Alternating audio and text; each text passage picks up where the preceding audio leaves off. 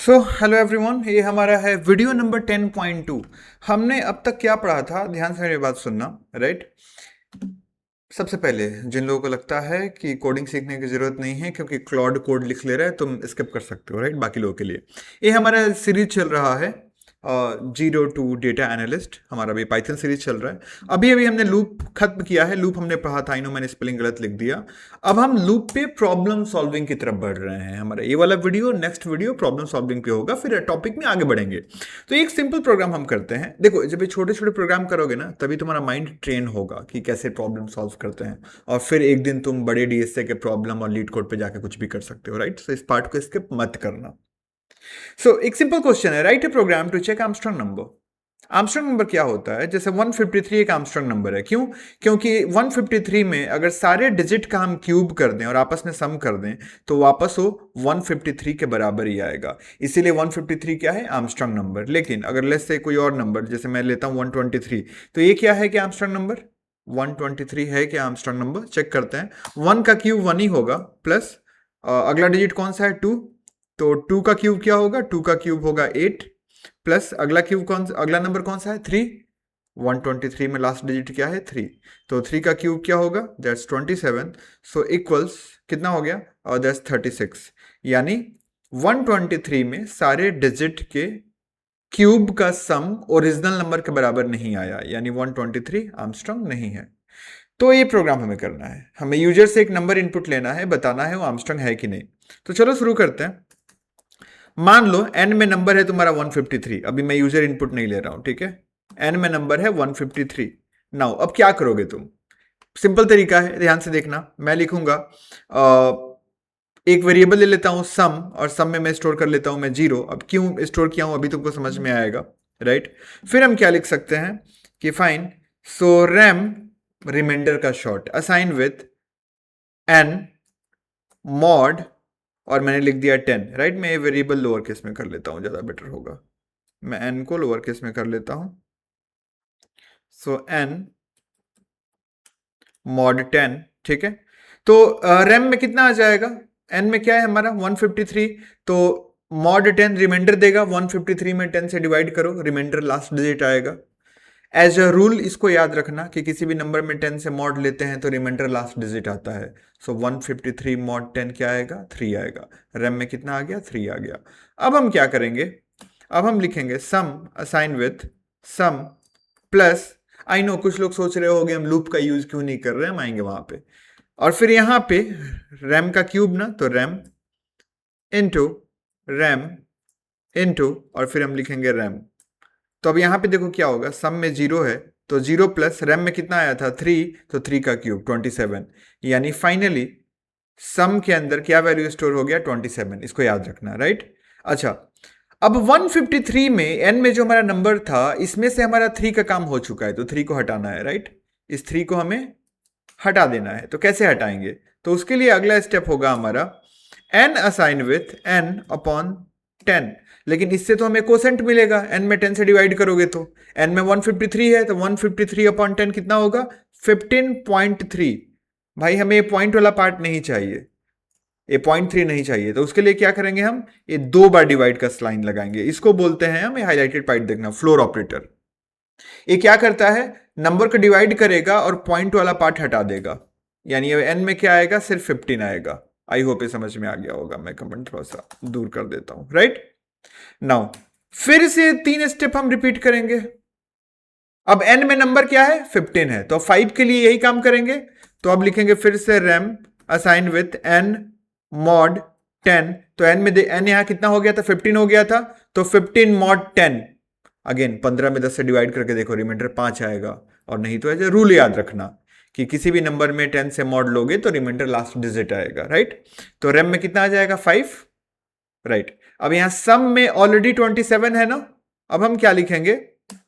सम जिसमें 27 पहले से है प्लस 5 का क्यूब, यानी कि 5 किस में है? रैम में है, तो rem into rem into rem a done.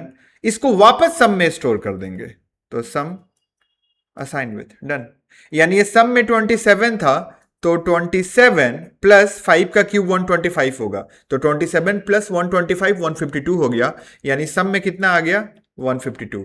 फिर अब नंबर में से 5 का काम भी हटा गया हो गया है, n में 15 था ना, तो 5 को भी हटाना है, तो फिर क्या लिखेंगे n assign with n floor 10।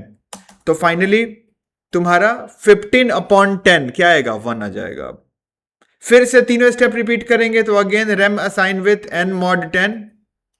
अब यहां पे n में 1 है, यानी 1 10 से छोटा है ना, तो रिमाइंडर 1 ही हो जाएगा, याद रखना। 1 में अगर तुम 10 से मॉड ले रहे हो तो रिमाइंडर क्या होगा 1 ही होगा। अगर यहां पे 2 भी रहता है n में, तो 2 mod 10 भी कितना आता 2 आता। अगर 3 होता है n में, तो 3 mod 10 कितना होता 3 होता। मतलब 10 से अगर नंबर छोटा है तो वही रिमाइंडर हो जाएगा, सिंपल। तो रैम में क्या आ गया 1 आ गया। फिर क्या लिखेंगे सम में कितना था 152 plus RAM into rem into RAM, यानी 1 इंटू 1, ये कितना हो जाएगा 153, और इसको वापस सम में स्टोर कर लो, डन। अब 1 का भी काम हो गया है, तो 1 को भी हटा दो, तो n assign with n floor 10, done. अब तुम बोलोगे लेकिन सर ये तीनों स्टेप आपने 3 बार क्यों लिखा है? देखो 3 बार मैंने सेम स्टेप 3 बार लिखा है, राइट। अब यहीं पे तो लूप आता है ना, कि चीजों को रिपीट ना करना पड़े। तो एक काम करते हैं, ये इतनी बार लिखने की जरूरत नहीं है, ये सब यहां से हटाते हैं, ठीक है, ये सब हटा देते हैं। सिंपल एक लूप चलाएंगे, फॉर आई इन, लूप कितनी बार चलाना है 3 बार, तो हम लिखेंगे रेंज, और स्टार्ट करेंगे हम, अच्छा इस फॉर का यूज नहीं करते हैं, वाइल का यूज करते हैं। सो हम लिखेंगे वाइल, राइट, नंबर किस में है n में, तो n ग्रेटर देन 0, मतलब मैंने कंप्यूटर से बोला कि भाई n जब तक 0 से बड़ी है ये लूप चलेगा। लास्ट में n 0 हो जा रहा है ना, उसके बाद लूप क्यों चलाना। अब यहां पे सेम काम, रैम में पहले लास्ट डिजिट निकाल लो, rem assign with n mod 10। अच्छा अब सम वेरिएबल ऊपर जो 0 है, तो सम प्लस तुम्हारा RAM into rem into RAM हो गया। इसको वापस तुम कहां पे स्टोर कर लोगे, सम में ही स्टोर कर लोगे, डन, ये हो गया। अब n को अपडेट करना है, तो n assign with n floor 10, ये हो गया प्रोग्राम। तो अब देखो क्या होगा, n में क्या 153 है, n 153 greater than 0, condition true, 153 mod 10, RAM में क्या आएगा 3 आएगा। फिर यहां पे सम में तो 0 है, तो 0 3 इंटू 3 इंटू 3 27 आ गया, कहां पे सम में। फिर n फ्लोर 10, यानी n में 153 है, तो 153 फ्लोर 10 क्या आ जाएगा 15, n में 15 से अपडेट हो गया n हर जगह पूरे लूप में। फिर कंडीशन पे जाएगा, तो 15 greater than 0, condition true, 15 mod 10, अब रैम में 5 आएगा, सम में 27 था, तो 27 प्लस 5 इंटू 5 इंटू 5 कितना हो गया टोटल 152, सम में 152 आ गया। फिर n फ्लोर 10 15/10, तो क्या आएगा n में 1 आएगा। फिर 1 ग्रेटर देन 0, कंडीशन ट्रू, तो 1 mod 10 1 ही आएगा, सम में 152 था, इंटू 1 इंटू 1 इंटू 1 153 हो गया। फिर 1/10 n 0 हो जाएगा, और फाइनली वाइल का कंडीशन 0 ग्रेटर देन 0 फॉल्स हो जाएगा। और जब वाइल के बाहर निकलेगा, तो if n equals, sorry if some equals, लेकिन ओरिजिनल नंबर तो हमारा n में था, जो कि लूप से जब हम नीचे आएंगे तो 0 हो गया रहेगा, क्योंकि n देखो लास्ट में 0 हो जा रहा है ना, तो हम कंपेयर किससे करेंगे। तो एक तरीका सिंपल ये है कि यहां पे एक और वेरिएबल ले लो, n1 इक्वल्स, तो अब जो 153 है वो n में भी स्टोर है n1 में भी स्टोर है, राइट। या फिर यहां ना लिखने का मन हो तो इसको नीचे लिख दो। सो n1 equals n, I hope समझ में आ गया। तो इफ सम इक्वल्स n1, क्योंकि n तो 0 हो चुका है, तो यहां पे प्रिंट, और इसमें लिख दो आर्मस्ट्रॉन्ग नंबर, राइट, और नहीं तो एल्स, और फिर इसमें print not Armstrong number, done हो गया। तो अभी 153 के केस में n में क्या आया है 150, सॉरी सम में कितना आया है 153 ही आया है, तो इफ का कंडीशन ट्रू हो जाएगा, डिस्प्ले कर देगा आर्मस्ट्रॉन्ग नंबर। लेकिन अभी ये प्रोग्राम सिर्फ 153 के लिए काम करेगा, क्योंकि n में 153 है। तो हटा देते हैं इसको, यूजर इनपुट ले लो, तो क्या लिखेंगे INT इनपुट, और एक मैसेज दे देते हैं enter a number colon, done हो गया। चलो रन करते हैं। तो पाइथन टेस्ट डॉट पाई, एंटर, मैंने दिया 153, ये देखो क्या आया, आर्मस्ट्रॉन्ग नंबर, देखा।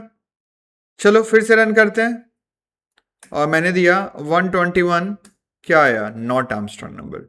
सो आई होप ये प्रोग्राम समझ में आ गया। अगले 2 वीडियो में भी हम यही करने वाले हैं, 2 प्रोग्राम और करेंगे, राइट। और फिर मैं तुम्हें लास्ट वाले वीडियो में पूरा एक लिस्ट दे दूंगा। ऐसे तुम खुद से ट्राई करना चाहते हो, अगर लूप से अलग अलग प्रोग्राम करना चाहते हो, तो मैं कुछ प्रोग्राम दे रहा हूं। जैसे एक है, write a program to display the factorial factorial of a number. अब ये फैक्टोरियल क्या होता है, अगर 5 का फैक्टोरियल मुझसे पूछोगे कितना होता है, तो 5 को रिवर्स में 1 तक मल्टीप्लाई कर दो, यानी 5 into 4 into 3 into 2 into 1 multiply करोगे, क्या आएगा, आई थिंक 120 आएगा। तो 5 का फैक्टोरियल होगा 121। वैसे ही मान लो यूजर ने अगर इनपुट दिया 4, कि 4 का फैक्टोरियल क्या होगा, तो इसका आउटपुट आएगा 4 इंटू 3 इंटू 2 इंटू 1। 4 इंटू 3 कितना, 12, 12 इंटू 2 कितना, 24, और 24 इंटू 1 कितना, 24, तो आउटपुट आएगा 24। तो एक प्रोग्राम ये कर सकते हो। दूसरा प्रोग्राम कर सकते हो, write a program to check prime number. अब ये प्राइम नंबर क्या होता है, ऐसा कोई भी नंबर, तुम्हें एक नंबर इनपुट लेना है, और अगर उस नंबर के सिर्फ 2 फैक्टर हुए तो डिस्प्ले कर देना दिस इज प्राइम नंबर, और नहीं तो this is not prime number. तो आई होप ये भी समझ में आ गया होगा, राइट। तो अभी अच्छा एक और प्रोग्राम ले लेते हैं। एक प्रोग्राम हो सकता है कि write a program to print Fibonacci series. ये शायद स्पेलिंग गलत हो सकता है, सीरीज SERIES।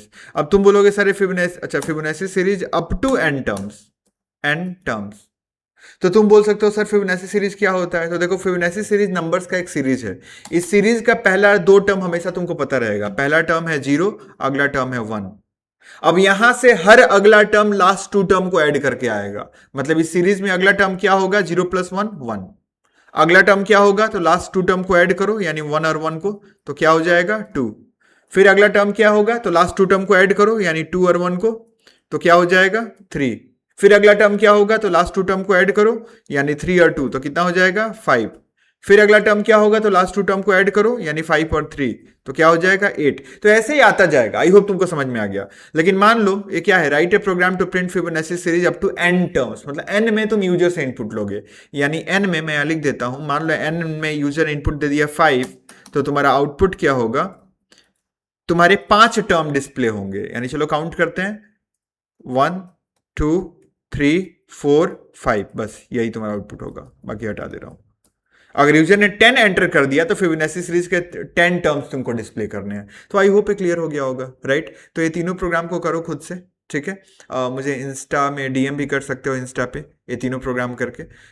देखो जब ये प्रोग्राम तुम छोटे छोटे छोटे छोटे प्रोग्राम करोगे ना, तो तुम्हारा प्रॉब्लम सॉल्विंग एबिलिटी इंप्रूव होगा, बात मानो। और ये भी याद रखना, अगर तुम बिगनर हो, फर्स्ट टाइम प्रोग्राम करने बैठोगे तो नहीं आएगा, बहुत सर में दर्द होगा, और सर बहुत ज़्यादा खपाना पड़ेगा। एंड मोस्ट ऑफ द लोग दोस्त प्रोग्रामिंग इसीलिए नहीं कर पाते हैं क्योंकि ये जो छोटे छोटे प्रॉब्लम्स है ना, उनको कभी फेस नहीं कर सकते हैं। मैं बहुत तुमको एक फेस नहीं करते हैं, आई मीन। तो मैं बहुत तुमको एक सिंपल एग्जाम्पल देता हूँ, कि मैंने ट्रैकिंग का एग्जाम्पल मैं बार बार देता हूँ क्योंकि मैं ट्रैक करता हूँ, ठीक है।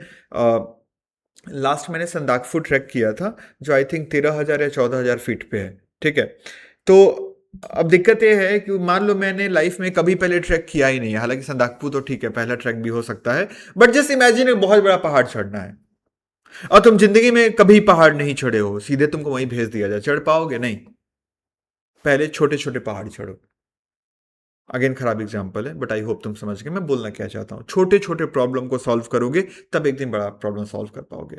एंड यही रास्ता है जहां से हर चीज निकलता है। तुम सोचते हो कि सिस्टम डिजाइन अलग है, प्रोडक्ट थिंकिंग कुछ अलग है, भाई हर जगह तुम्हें सोचना ही तो है ना। और जब तुम ऐसे छोटे छोटे प्रोग्राम्स करते हो ना दोस्त, तो ये तुमको सिखाता है कि तुमको सोचना कैसे है, right.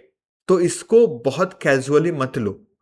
Just follow this whole course for the 7 to 8 month, and I can promise you will be a different person, right? Thank you. Bye bye. मिलते हैं अगले वीडियो में।